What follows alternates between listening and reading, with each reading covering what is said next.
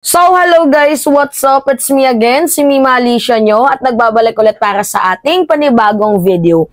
So, kanina nga po mga minamahal ay natukoy na nga po natin ang mga posibleng pangalan ng mga taong na-detect po. Kasi di ba may 8 heartbeat na na-detect sa underground penetrator po doon sa Kingdom of Jesus Christ, itong Philippine National Police, kasi meron nga pong bunker doon sa KOJC. So, meron pong na-detect ang Philippine National Police kasi meron din silang dalang heartbeat detector tapos yung underground penetrator. Meron pong 8. So ngayon, nagsalita nga po, 'di ba, itong si Arlene Stone at tinukoy niya ang 8 mga personalidad na posibleng sila nga yung mga nagtatago sa ilalim ng underground, which is unang-una si Kibuloy, si Ingrid Canada, Crescente Canada, si Jacqueline Roy, si Sylvia Semanes, si Helen Panilag, si Tessie Dandan, at yung isa na nakakagulat, which is itong si Stephanie. Diba, Stephanie Ibarra na hindi naman po wanted, hindi naman po hinahanap ng batas, and yet, sinama po sa ilalim ng tunnel ni Kibuloy. Kasi hindi pinag-aral ni Kibuloy itong si Stephanie at baka pag nakuha nga po ng Philippine National Police ay kumanta. Kasi itong si Kibuloy, ulol na ulol dito kay Stephanie, mga minamahal.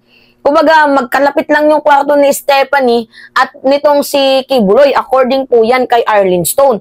So, kanina, yun po yung binitawan nating revelation, mga minamahal. And now, ipapakita po natin sa inyo kung ano po at gaano kalaki yung area na posibleng nandoon po yung tunnel na kumukonek sa iba din pong mga tunnel at doon din po, mga minamahal, na-detect itong mga heartbeat. Kung kaya't ang hinahanap na lang po ng Philippine National Police is yung entrance, papasok ng tunnel, para nga mahuli itong nagtatagong pugante na si Kibuloy at yung 7 pa na mga kasama niya doon. Pero siguro yung 7 lang yung makukulong, si Stephanie hindi naman, kasi wala namang kinalaman yung bata. So ngayon, ito, meron pong paliwanag dyan, si Arlene Stone, at makikita nyo mga minamahal, isang building pa lang po ito ng KOJC, pero napakalaki, mga minamahal. 'Di ba? Isang building pa lang to, napakalaki, out of 40 na buildings sa KOJC, isa pa lang po ito. Isa pa lang po ito, mga minamahal. Ang laki. Kaya hindi po talaga sapat ang 2,000 na PNP kung lulusob dyan sa KOJC at hahanapin itong pugante na si Kibuloy. So, tingnan nyo tong revelation ulit ni Arlene Stone. Panood ko sa inyo ng buo. Regalo ko sa inyo ngayong Lunes ng umaga dyan sa Pilipinas sa lahat ng aking mga viewers. Tingnan nyo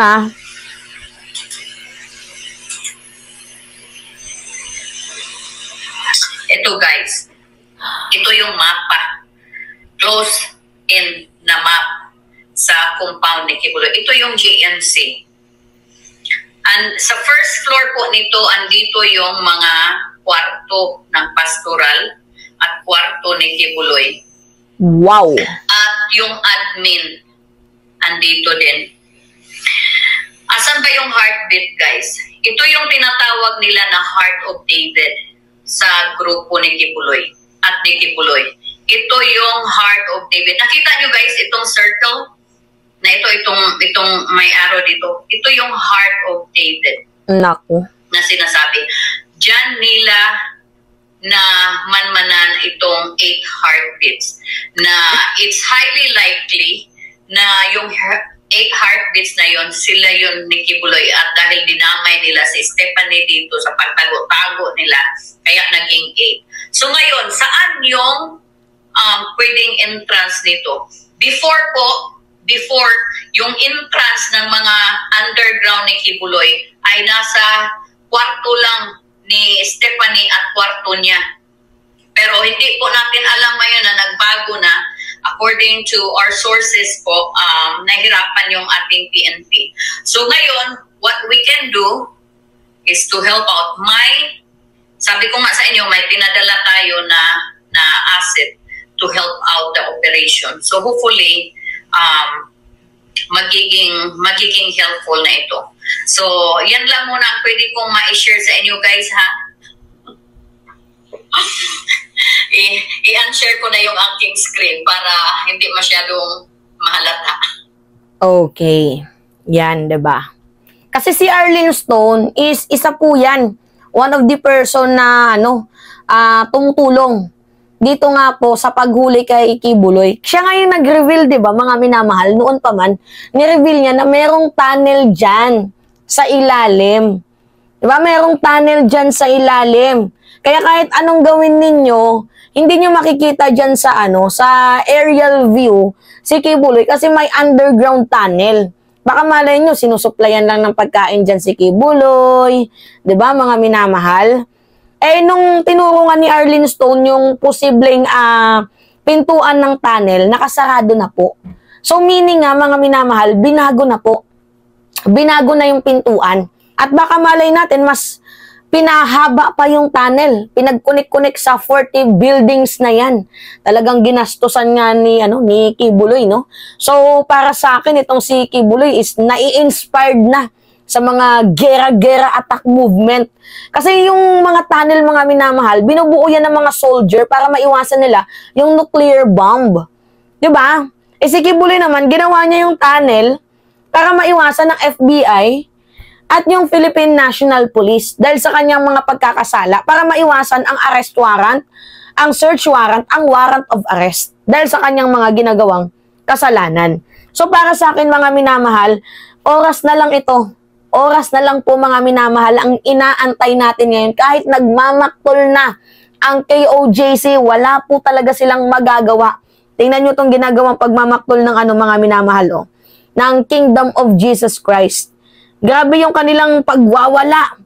As in, sobrang walang-wala na sila. Tingnan nyo, Yan, sa agupaan. Madaling araw na yan.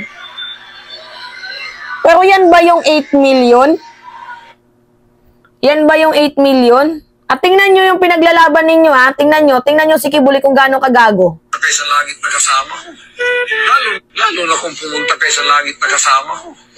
Lalo na kung nakita niyo yung mansion ko doon. O, sasabihin ko sa inyo, mansion ko doon, ilang beses ko nang pinuntahan yun. Ang doorknob ko doon, diamond. Ang doorknob ko doon, diamond. Oh. Diamond. Diamond. I am now the... Ang doorknob daw ni Kibuloy doon sa kaharian ng Diyos ay diamond. Diamond daw. Diba? Diamond daw, mga minamahal. Ngayon, yung doorknob mo doon sa kulungan, bakal. Bakal yung magiging doorknob mo. Wala talaga makukulit yung KOJC ngayon. Kaya tama yung ginagawang movement ni Torre. Malaking salamat sa'yo. Humahanga kami sa'yo, Torre. At dapat i-rescue mo si Stephanie Ibarra. Kasi hindi natin alam, baka ginagawa niya ulit para usan yan doon sa tunnel.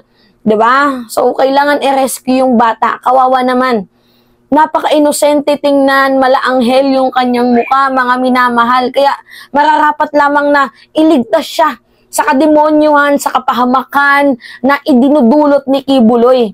Kasi ito din yung magiging susi ninyo kasi si Stephanie Ibarra ay marami din pong nalalaman patungkol dito kay Apollo Kibuloy. So, antabay lang din tayo, mga minamahal. Kasi anytime soon ay baka matugis na nga po nila yung pinaka-entrante ng tunnel ni Kibuloy at anytime soon, antabay lang tayo. Kasi hindi na po pinapapasok yung KOJC sa compound Kung makikita nyo, mga minamahal, grabe, parang naghahanap po yung mga pulis ng daga. Kasi even the smallest furniture, Diba? Kahit washing machine yan, upuan pa man yan, binabaliktad nila. Kasi baka mayroong daanan mga minamahal, papasok ng tunnel ni Kibuloy.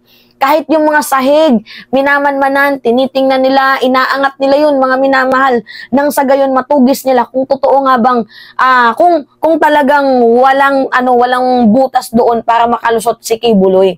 Kasi yun yung pwedeng maging way double wall, di ba mga minamahal?